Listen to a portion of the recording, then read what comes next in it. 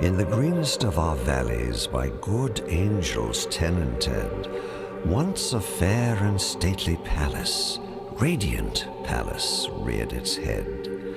In the monarch Thought's dominion, it stood there. Never seraph spread opinion over fabric half so fair. Banners yellow, glorious golden, on its roof did float and flow. All this was in the olden time long ago.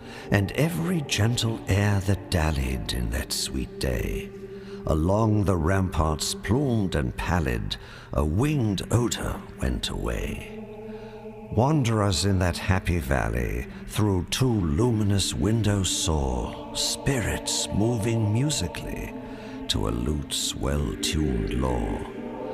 Round about a throne where sitting Porphyrogene, in state his glory well befitting the ruler of the realm, was seen.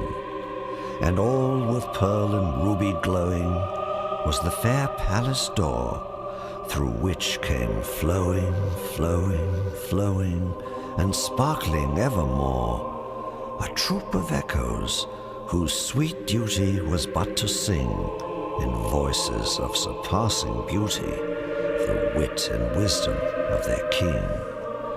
But evil things and robes of sorrow assailed the monarch's high estate. Ah, let us mourn, for never morrow shall dawn upon him desolate. And